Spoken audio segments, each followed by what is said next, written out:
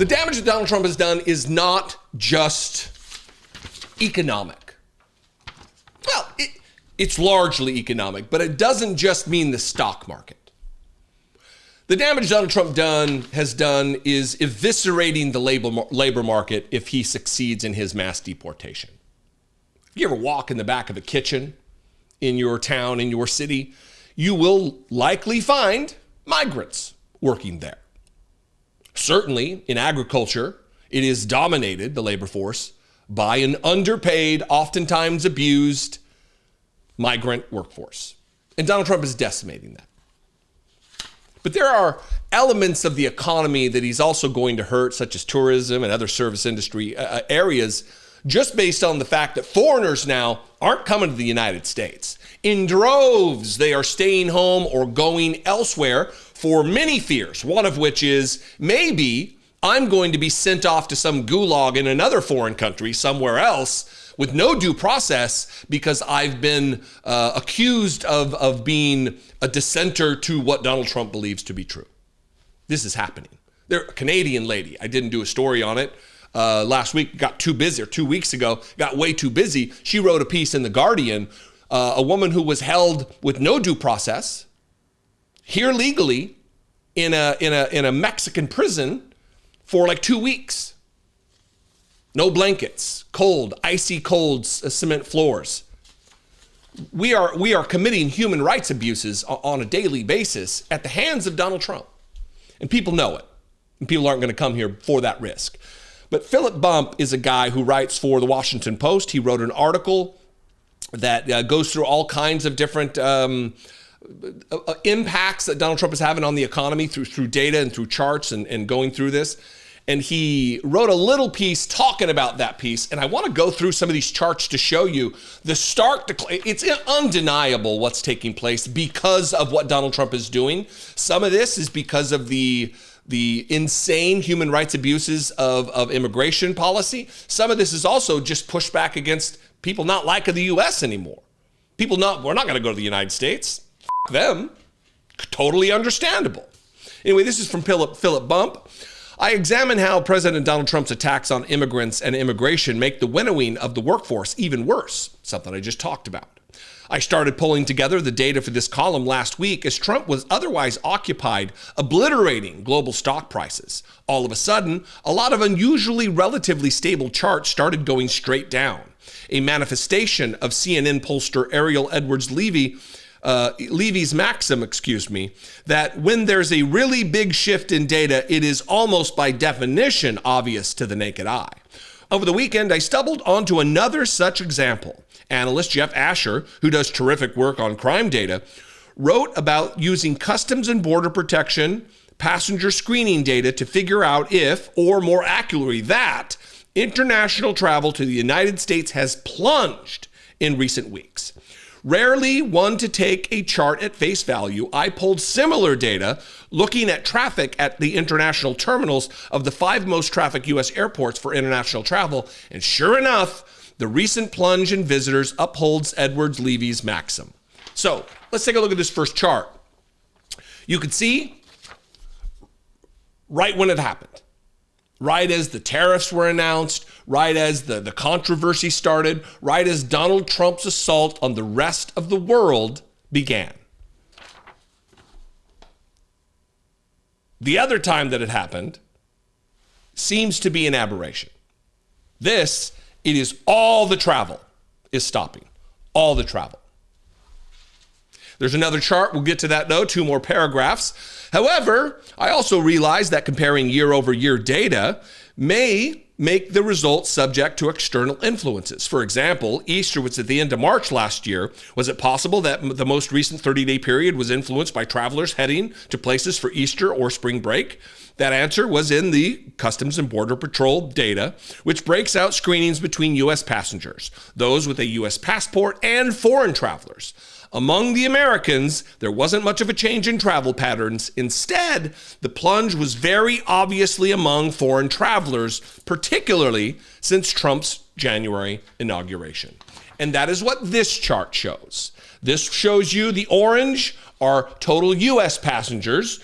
No change, very little change, nothing anomalous. And then if you look at the blue, which is just foreign travelers, all of them at all these airports are diminishing, declining rapidly, just like this particular chart, just like the stock market from yesterday and the previous few days. So I would recommend you go read the rest of this article. He finishes like this. These data, I think is what he means. These data are a tidy combination of themes discussed in this column: interest in coming to the U.S., the effects of Trumpism, and the long-term health of the economy. So I will link to both this thing that I'm reading from now and his main article in the Washington Post. I would recommend to read this. I realize this is corporate media. Look, we're going to deal with reality on reality's terms. I don't have the resources to do this kind of analysis. I don't have the brain pan to do this kind of data analysis. I'm not a stats nerd. But I'm going to rely on experts to do so. And this is good work. And we're going to call out good work when we see it, whether it be corporate media or whether it be independent media. If you want to help support independent media, I would appreciate that very much. You can click the join button below, become a channel member for $2 a month. You can also go over to patreon.com/IDoubtItPodcast, which is much like this, except it's a funding mechanism for independent creators like me, like others. You've probably heard of Patreon. Again, patreon.com/IDoubtItPodcast.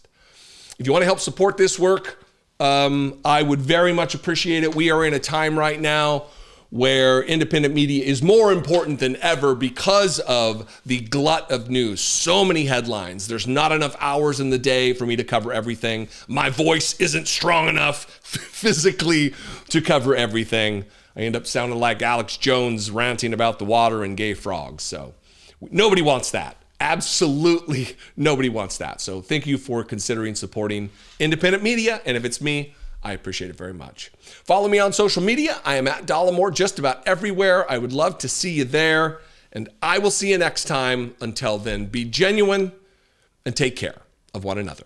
Many of you are aware that my dear friend and brother of choice, not of blood, Brett McAfee, suffered a near fatal medical emergency last summer while our families were on vacation in Scotland. I appreciate to no end the outpouring of support for Brett that you all gave. And I'm also very happy to report that he is safe and healing and working that long path of recovery. What I've probably not told you about Brett is that beyond being an excellent friend, he's also a talented writer. We have been the best of friends since we were kids, and I have been continually inspired by his creativity and by the truly singular take that he has on life. Over 2 decades ago, he wrote a poem called The Grateful Child. It's an acknowledgement of all the simple strengths that we tend to overlook. Written from the perspective of a young person, multiple grateful children express gratitude to their parents for the elements that make them who they are. The accounting of these everyday gifts inspires a clear reminder that we should not take anything for granted. I've shared Brett's remarkable poem with numerous people over the years, and a reoccurring response is that this should be a book.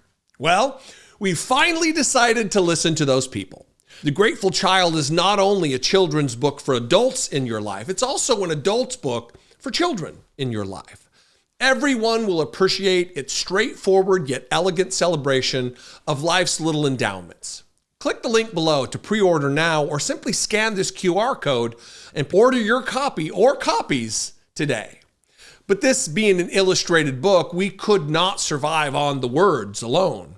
To pair with Brett's touching words, we searched all over for an illustrator who could bring the Grateful Child to visual life. We landed on somebody right here in the community from this show. Leah Farshid is an internationally acclaimed illustrator who, like you, is also an audience member. The moment we saw the first images that Leah drew to accompany Brett's text, we knew we had a perfect combination. It brings me tremendous joy to share my best friend's beautiful poem and Leah's spectacular images with the world. Everyone can benefit from The Grateful Child, just as I benefit from Brett's lifelong friendship. Share this beautiful book with your children. Share it with your parents or other relatives. The Grateful Child is an easy and exceptional way to show appreciation for someone in your life, young or old. Support someone you love and support this channel by giving the Grateful Child. Click the link below to pre-order now or simply scan this QR code. I am pretty sure your children need a copy. And your mom, your nieces and your nephews, your Grandpa Charlie too. Don't forget Grandpa Charlie. I think he'd love this. Make the Grateful Child a part of your life. It has been such an excellent part of mine.